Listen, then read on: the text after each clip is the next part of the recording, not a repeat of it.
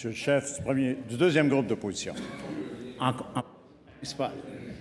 Monsieur le Président, le premier ministre, selon les médias, accepterait maintenant d'ouvrir les livres du Parti libéral pour passer au peigne fin son financement depuis 1996 si le PQ et la CAQ font la même chose.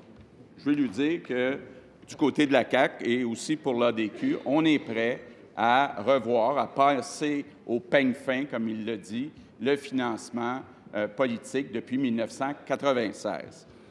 Jeudi dernier, le premier ministre s'est engagé, suite à une de mes questions, à faire rapidement une vérification interne sur le financement du Parti libéral pour les années 90, entre autres concernant Marc-Yvan Côté.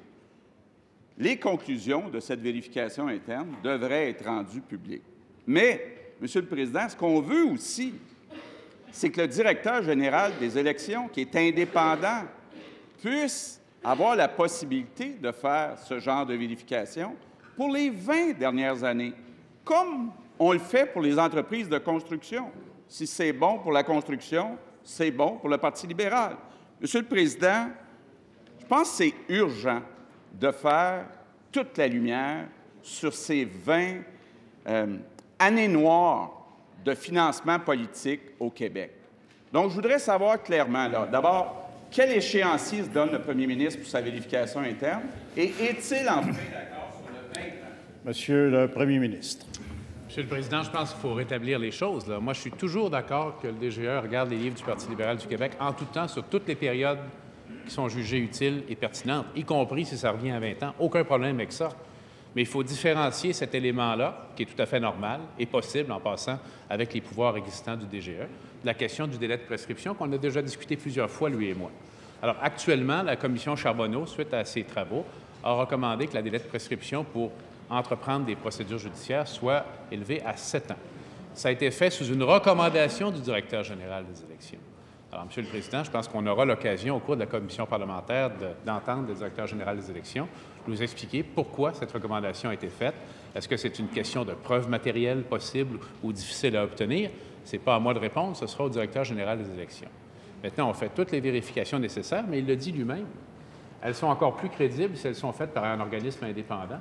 Et quoi de mieux que le directeur général des élections, qui est invité en tout temps et qui a les pouvoirs, on n'a pas besoin de l'inviter, le directeur général des élections a les pouvoirs en tout temps de faire des vérifications sur tous les partis politiques pour toutes les époques jugées utiles, Monsieur le Président. Première complémentaire, Monsieur le chef du deuxième groupe d'opposition.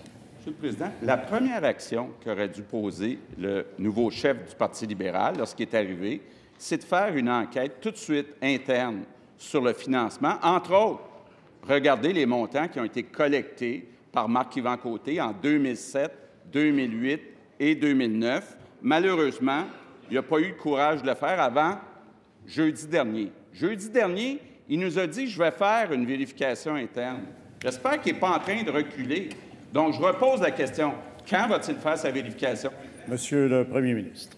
Bien, c'est en cours, Monsieur le Président, puis j'aurai l'occasion certainement de reprendre la conversation avec lui. Puis, je n'ai pas de problème avec ça. Il faut qu'une transparence totale soit établie. Et je pense que c'est nécessaire pour rétablir justement ce lien de confiance dont il parle. Mais pour rétablir ce lien de confiance également, j'aimerais lui suggérer quelque chose. On a le choix pour le reste de la session parlementaire à s'invectiver mutuellement sur les pratiques anciennes de financement de nos partis respectifs, parce qu'il n'y a pas que le Parti libéral du Québec. Il y a l'ADQ, je le rappelle, les rapports de presse de l'époque. Lui-même a parlé du Parti québécois. Alors, on a cette option-là.